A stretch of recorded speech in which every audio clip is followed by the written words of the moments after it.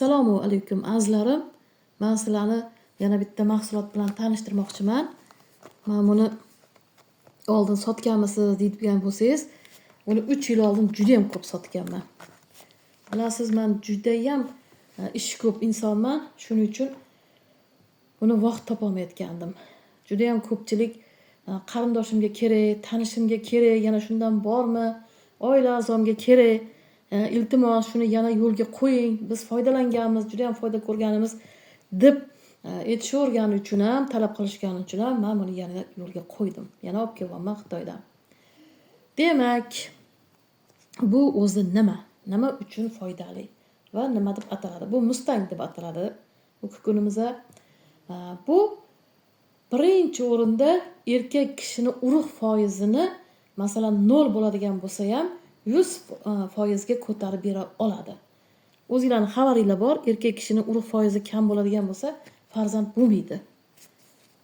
Bu 0 bo'ladigan bo'lsa, bemalol yana aytaman, 100 ga chiqarib bera oladi. Xudo xolisa farzand bo'ladi. Ikkinchi o'rinda prostataga davo. Umuman olganda erkak kishini har qanday urologiический tarafdan ham davolaydi. Prostatani ham butkul yo'q qilib tashlaydi. Uchinchi o'rinda yana bir jihati, buni yegan erkak borki, faqat o'g'il ko'radi. Endi bizning o'zbeklarda haligi qiz ko'p bo'lsa, iching to'la qiz ekan, yana qiz tug'dingmi, bu deydiganlar bor, lekin buni ulug' bobokalonimiz Ibn Sino ham ta'kidlaganlar, erkak kishida bo'ladi ko'pincha. Asosan o'g'il yoki qiz ko'rish ayol kishida emas, erkak kishiga bog'liq bo'ladi. Men shuni yegan inson yana qaytaraman, faqat o'g'il ko'radi. Umuman erkak kishini kuchaytiradi-da bu. Keyin jinsiy zaiflikka ham juda ham davo. Demak, buni tarkibida nimalar bor? Buni tarkibida birinchi o'rinda Xitoy jenshini bor. Xitoy jenshini bor. Keyin juda ham kuchli bo'lgan, faqatgina Hindistonda o'sadigan Qust al-Hindini, ya'ni shunaqa o'simlikni ildizi bor. Malayziyadan har xil o'simliklar, masalan, lotus, Tailanddan keladigan lotus tomiri, umuman olganda erkak kishini kuchaytiradigan butun bir 6 ta 7 ta davlatdan yig'ib kelishadi ular, yig'ib bitta mana shunaqa komponent qilishgan. Mana shunaqa komponent qilishgan. Xullas, endi bu qanaqa qilib iste'mol qilinadi? Buni 100 gram mahsulotni 200 gram asalga yaxshilab aralashtirasiz. Endi menda to'g'risi asal qolmabdi. Men to'g'risi asal uncha yurmayman ham, shuning uchun qolmabdi. Xullas, tushunarli bo'lish uchun masalan mana shu 100 gram mahsulot mana qo'limdagi. Tasavvur qiling, mana shunda asal bo'lsa, masalan, shunga solasizda, tasavvur qiling, mana kukunimizni solib 200 gram asalni o'lchaysiz, 100 gram bu. Uni yaxshilab mana shu atalaysiz.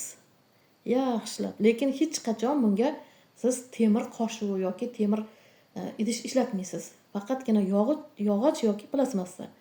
Yaxshilab aralashtirib, bir-biriga kirishib ketish kerak. 5 kun qorong'u joyda saqlaysiz buni. Keyin 5 kundan keyin erkak kishini o'zi ertalabki choydan yarim soat oldin, albatta plastmassa yoki yog'och qoshiqda, choy qoshiqda. Kechqurungi ovqatdan yarim soat oldin 2 mahal iste'mol qilaverasizlar. Endi buni qanaqa qilib siz jo'natasiz deydigan bo'lsangiz, men o'zim Toshkentda turaman. Agar viloyatlarga bo'lsa, taksilardan berib yuboraman. Hozir dunyoning narigi chekkasidan ham nima bo'lsa olib kelishingiz mumkin. BTS pochtalar bor. BTS pochtalardan yoki Express pochtalardan jo'natib yuboraman. Hech qancha pul bo'lmaydi uni jo'natib yuborish. Bu o'zi ham qimmat mahsulot emas. Meni bilasiz, men dorilarim unchalik ham qimmat emas. Endi buni narxini aytadigan bo'lsam, admin yo'l bermayapti. Narxini aytmang. Biz ham gap deyadi deb umuman narxini aytmaydi, lekin qimmat emas. Narxi faqat telefonda aytiladi.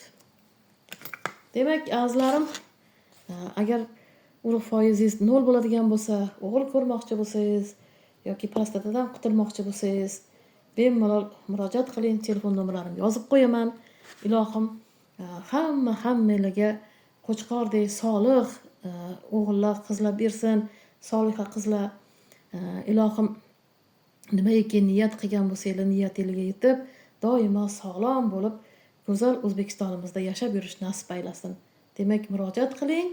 Men bularni jo'natib yuboraman mahsulotdan.